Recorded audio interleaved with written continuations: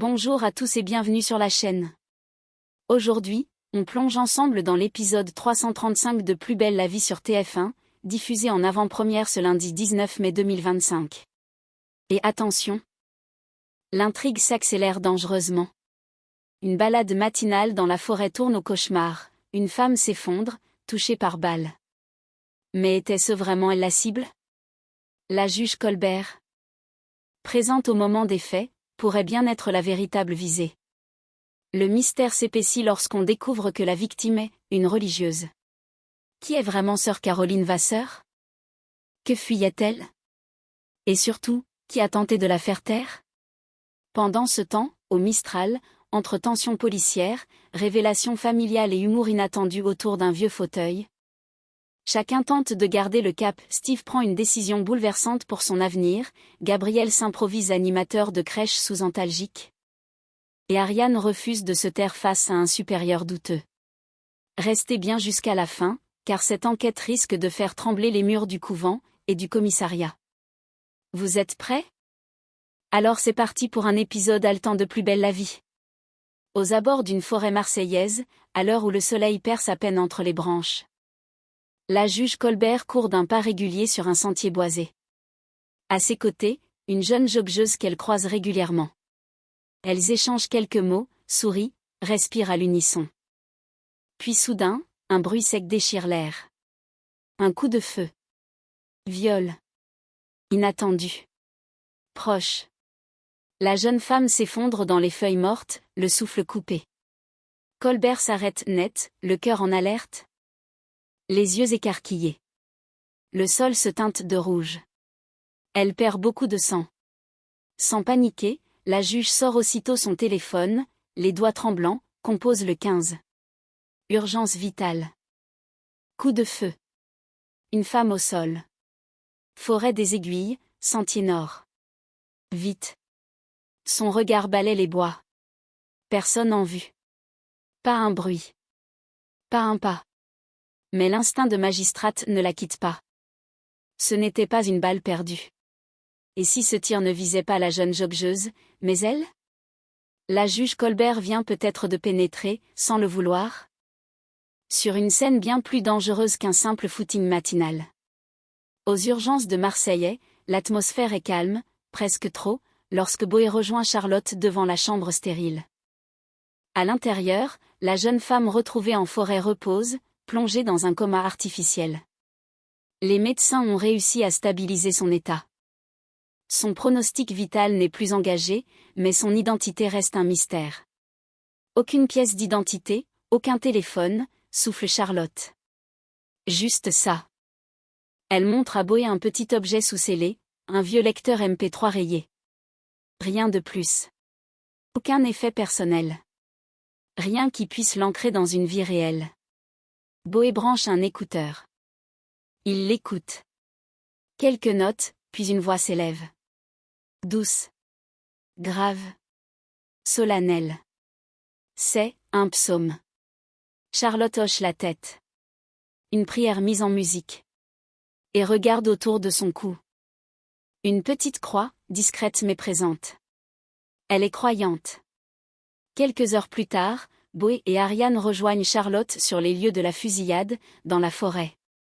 Le sentier est encore marqué par la tension de ce qui s'est joué là. Ariane balaie les environs du regard. Elle n'avait rien d'une joggeuse lambda. Pas de portable, pas de montre connectée. Juste de la foi, et un psaume. Boé fronce les sourcils, pensif. Il y a un couvent à 3 kilomètres à peine. Une communauté de sœurs. Tu penses à ce que je pense? Ariane acquiesce. Et si c'était une novice? Une sœur? Une femme qui fuyait, ou qui cachait quelque chose? Le vent souffle doucement entre les arbres. Le mystère s'épaissit. Qui est cette femme sans nom? Et surtout, qui a voulu la faire taire?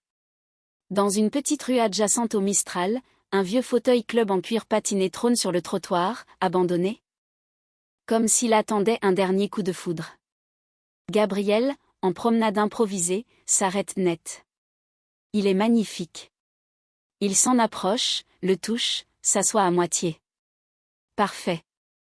Il irait pile dans mon salon.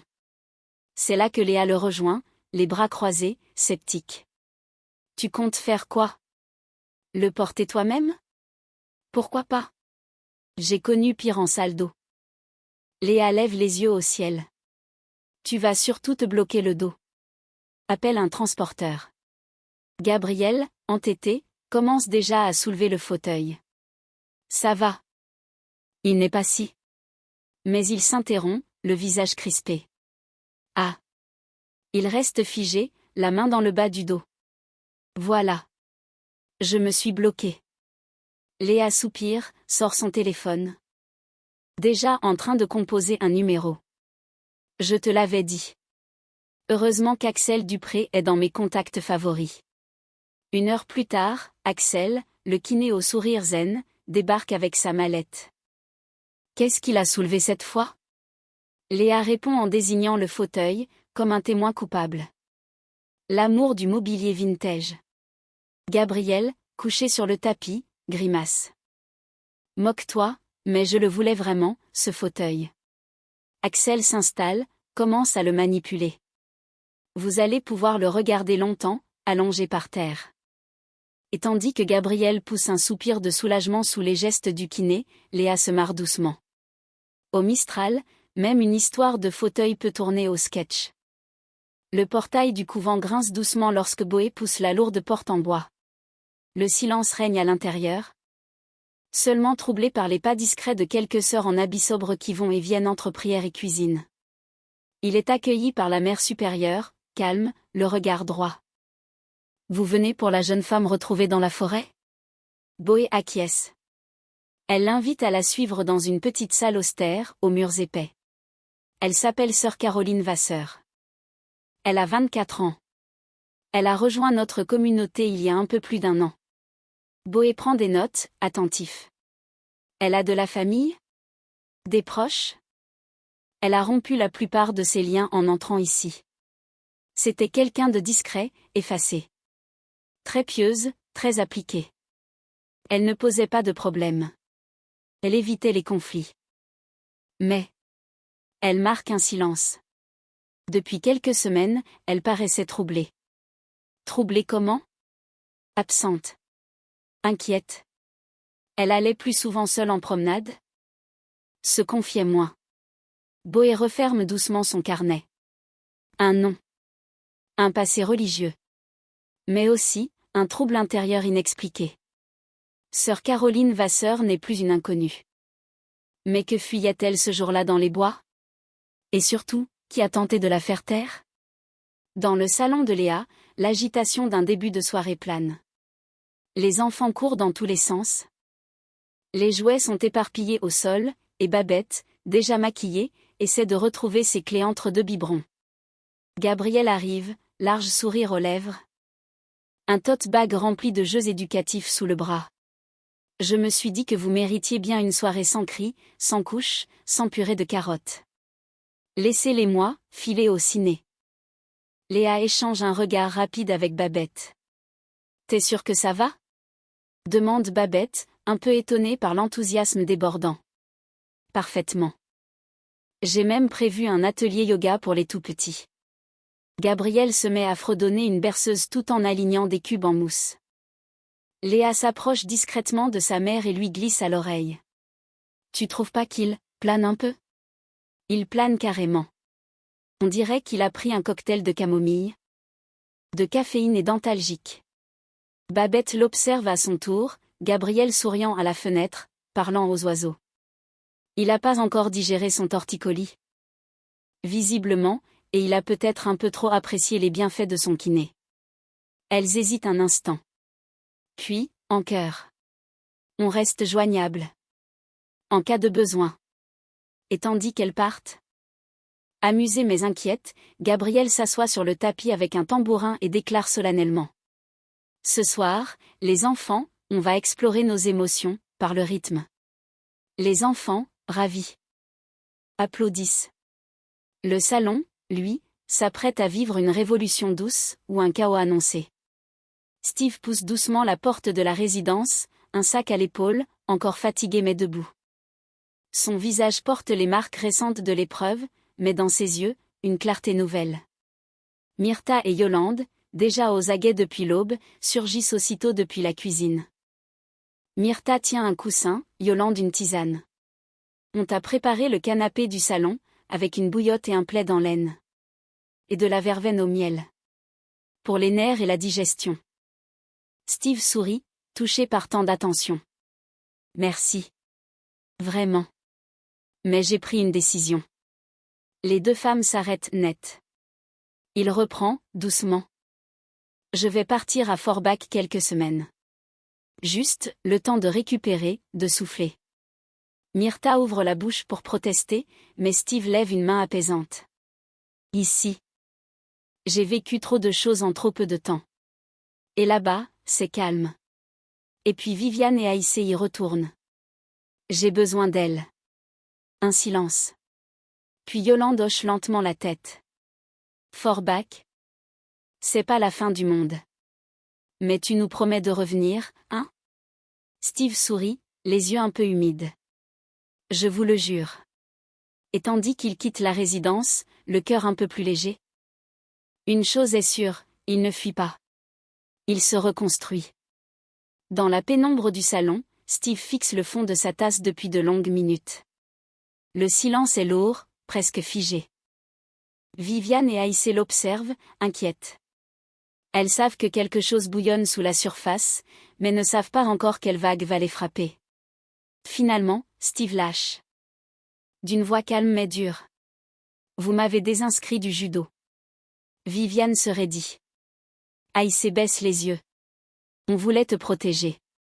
Tu subissais des remarques, des regards. Tu revenais tendu? Vidé. Steve se lève, contourne la table, l'émotion retenue au bord des lèvres. Vous auriez pu me le dire. Me laisser choisir. À la place, vous avez décidé pour moi. Comme toujours. Il s'arrête, dos tourné à elle. J'ai l'impression qu'on ne me fait jamais assez confiance pour affronter les choses. Comme si j'étais fragile. Trop gentil. Trop mou. Viviane tente de s'approcher. Il lève la main. Non. J'ai besoin de comprendre qui je suis sans vous coller à moi. Je vous aime, mais là, je dois me débrouiller. Aïssé murmure. La gorge serrée. Tu veux dire que tu ne rentres pas à Forbach? Steve se retourne, les yeux brillants, mais déterminés. Non. J'ai besoin de grandir ici. De tomber, peut-être. Mais seul. Et dans ce moment suspendu, une mue s'opère. Ce n'est plus le garçon qui parle. C'est un homme en train de naître. Dans le bureau de Patrick, l'ambiance est tendue. Ariane, bras croisés, tente de contenir sa colère. Elle ne tourne pas autour du pot. Ce type, Durieux, je le sens pas. Il est chelou. Et il s'est mal comporté avec moi. Patrick, assis derrière son bureau, soupire. Il semble mal à l'aise, pris entre deux feux. Justement. Il est venu me voir. Il prétend que t'as eu des réactions, disons, trop familières. Ariane le fixe, bouche ouverte. Elle éclate. Mi-vexée, mi-révoltée. Tu plaisantes? C'est lui qui m'a caressé la main en pleine conversation. C'est lui qui flirte et me tutoie comme si j'étais sa collègue de bistrot. Patrick lève la main, cherchant à calmer le jeu. Ariane. Je te connais. Mais là, ce que je te demande, c'est de faire profil bas. Pour l'instant. Ne lui donne pas une excuse pour t'enfoncer. Ariane secoue la tête, et s'est hurée. Génial. Je dois la boucler pendant que monsieur joue les procureurs intouchables. Elle quitte le bureau, furieuse, le pas lourd. Elle ne digère pas. Et elle n'oubliera pas. Pendant ce temps, Charlotte arrive sur la scène de crime, sac à dos sur l'épaule, gantée. Elle s'agenouille près d'un arbre, balaie la terre avec une précision méticuleuse. Un éclat métallique attire son attention. Une douille. Récente. Elle la ramasse, l'observe un instant, puis appelle aussitôt Boé par radio. J'ai trouvé une douille de 9 mm à une dizaine de mètres de l'impact. Boé fronce les sourcils, au bout du fil. Tu penses que la cible n'était pas la sœur? Charlotte hésite à peine. Trop de distance, mauvais angle, et aucun lien avec elle. Par contre, la juge Colbert court ici tous les matins, astérisque astérisque. Et si c'était elle, la véritable cible? Et voilà. C'est la fin de notre récap de l'épisode 335 de Plus belle la vie, diffusé ce lundi 19 mai 2025 sur TF1. Entre tentatives de meurtre en forêt, secrets enfouis derrière les murs d'un couvent, tension policière au commissariat et décision de vie forte du côté de Steve, cet épisode nous offre un cocktail explosif d'émotions, de suspense et de révélations. Une chose est sûre. Sœur Caroline cache bien plus qu'on ne le pense, et la juge Colbert pourrait être au cœur d'un danger bien plus grand que prévu.